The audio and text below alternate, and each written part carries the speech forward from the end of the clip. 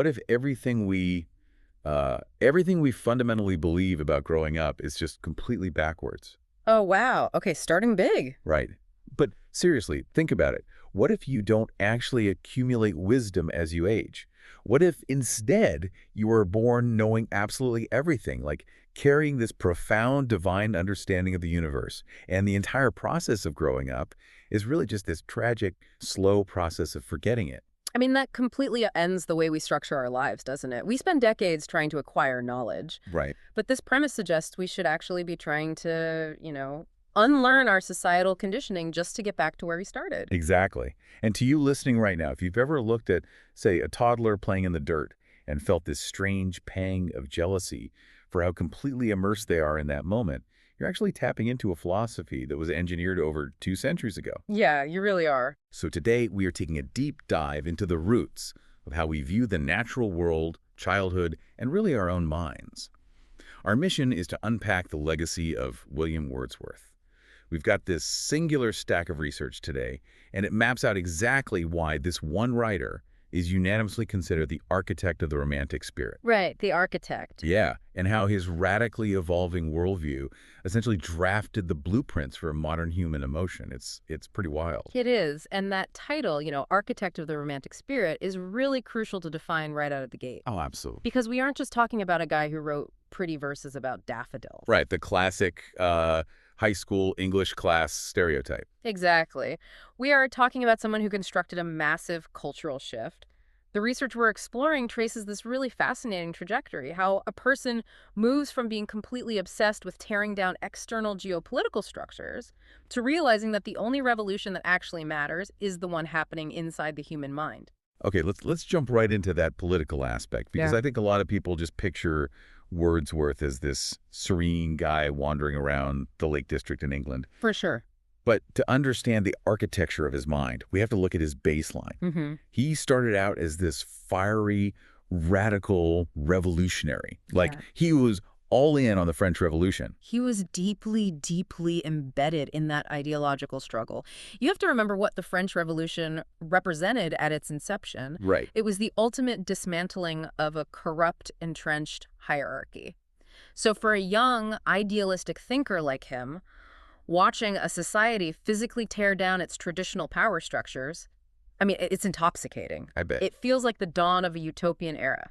But the research points out a massive pivot. It notes that his political liberalism, quote, slowly dwindled. Yes. I want to challenge how we interpret that, because the cynical read is that he just, got older, got tired, and sold out. Right, the classic trajectory. Yeah, like a modern activist who spends their 20s on the barricades, gets completely burned out by the bureaucratic reality of politics, and decides to just retreat to a cabin in the woods and ignore the news cycle.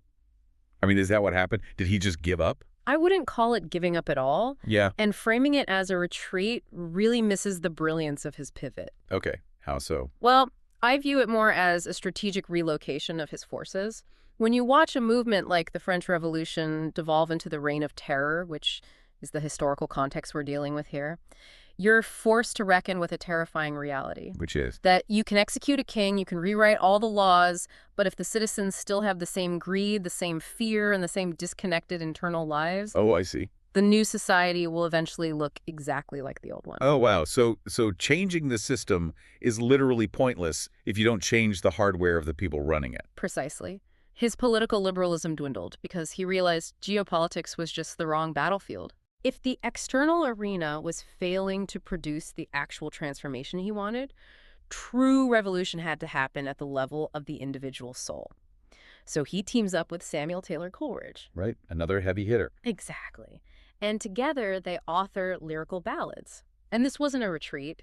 It was a surgical strike on cultural consciousness. A surgical strike. I like that. By elevating raw human emotion, everyday language, and the simplicity of nature over these grand, elite political narratives, they officially initiated the Romantic movement. Oh, yeah. They essentially argued that the truest site of rebellion isn't the Capitol building, right? It's the human heart. Which perfectly explains why, if your battlefield is now the internal human experience, your magnum opus has to be a map of that territory. Yes, exactly. And this brings us to what the source material labels his absolute masterpiece, The Prelude, which was published in 1850. Yes, his definitive work. The text calls this a spiritual autobiography, and the subtitle is literally The Growth of a Poet's Mind. Now, I have to admit some confusion here. Oh, how so? Well, how do you write an epic about a mind growing? It feels inherently undramatic, right?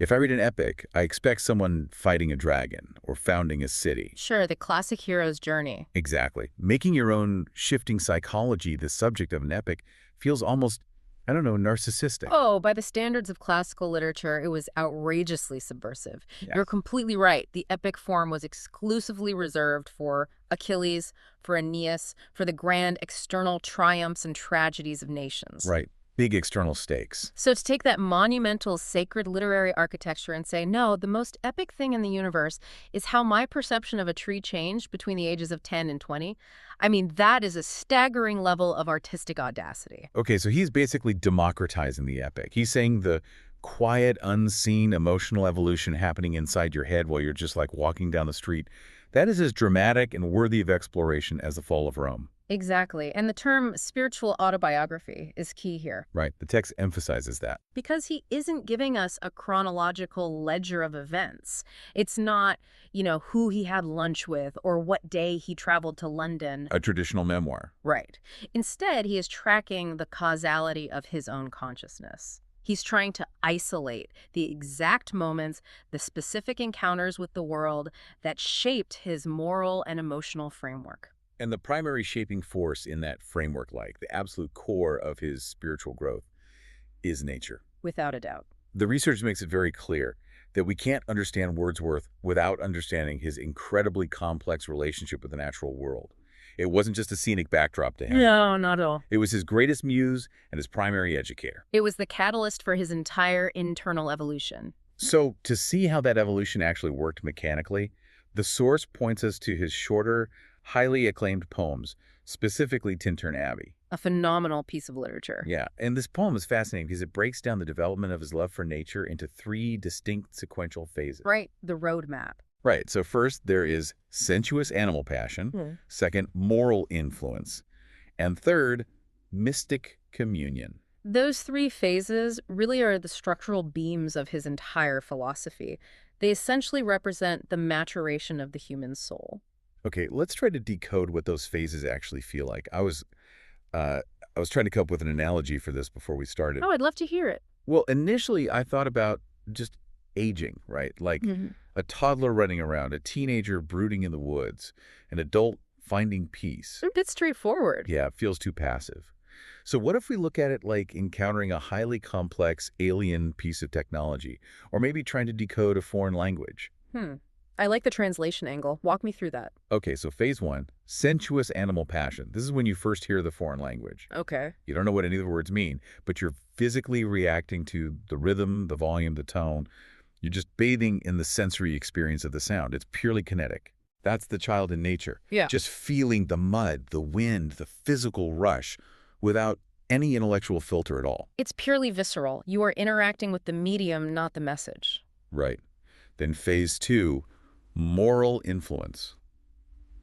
You've started studying the language, you can translate phrases, you start to understand the syntax, and you realize these aren't just sounds, they're communicating ideas. Yes. You go into nature and you start extracting ethical grounding. You see the quiet resilience of a tree weathering a storm, and you translate that into a moral lesson for your own life.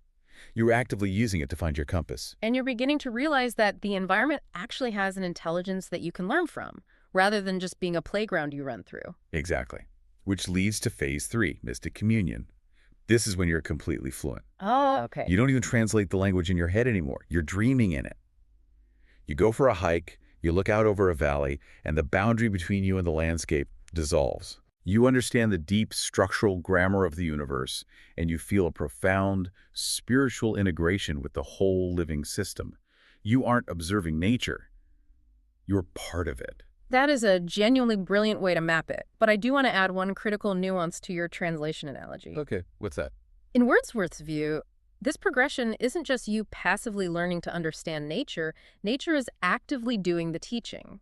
Oh, so it's a two-way street. It's an interactive loop, and we see the culmination of that in another poem highlighted in the research, which is Michael. Yes, the source mentions that Michael perfectly displays the strength of character and the soothing power of nature.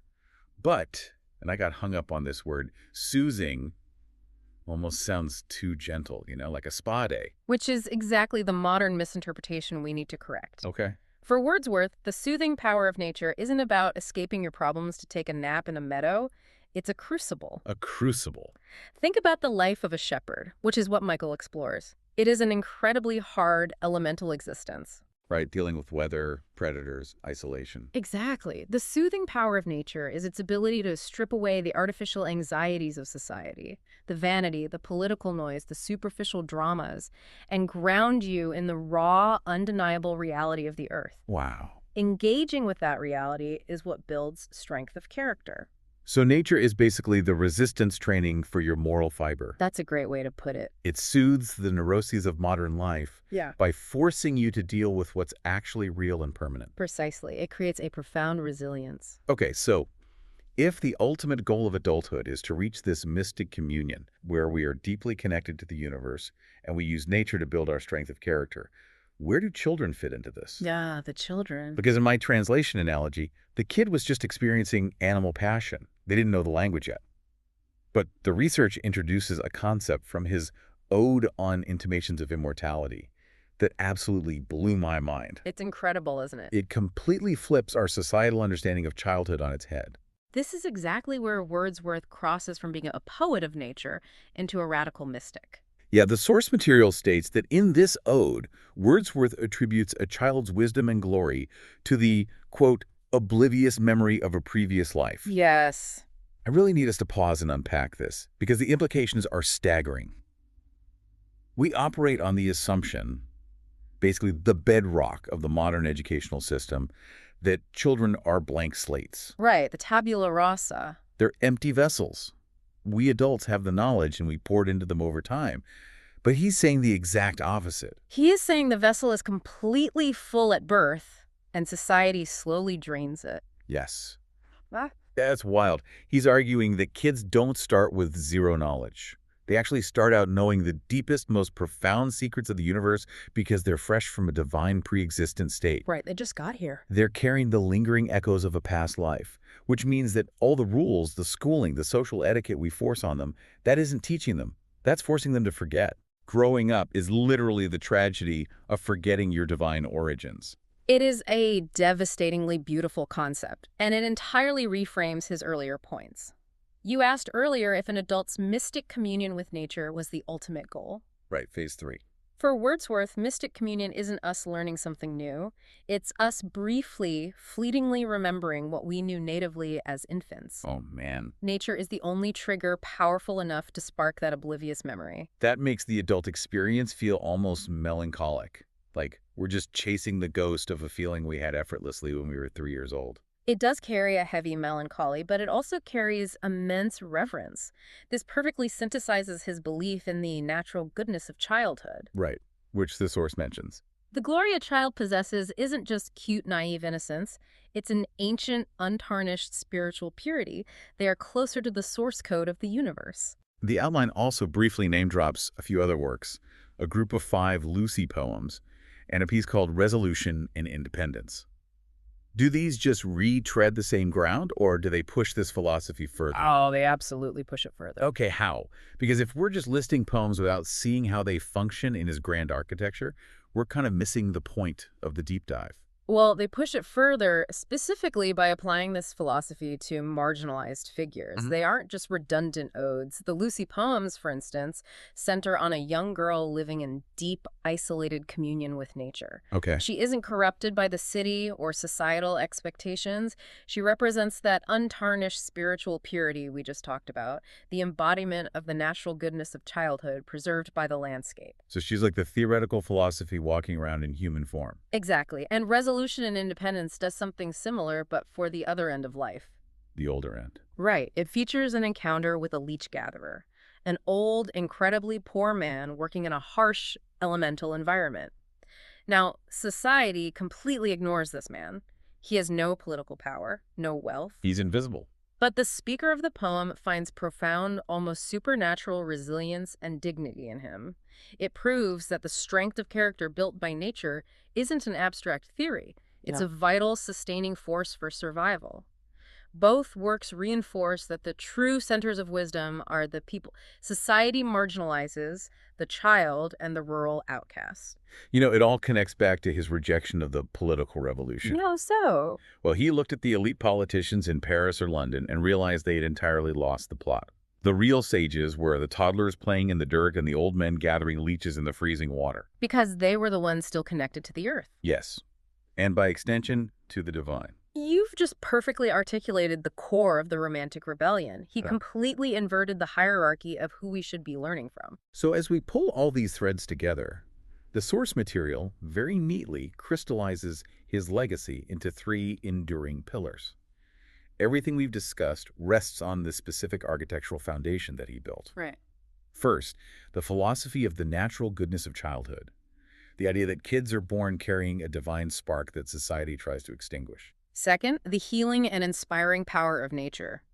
The understanding that the outdoors isn't just scenery, but an active, shaping force that moves us from raw physical energy into profound moral and spiritual maturity. And third, the ethical value of simple living.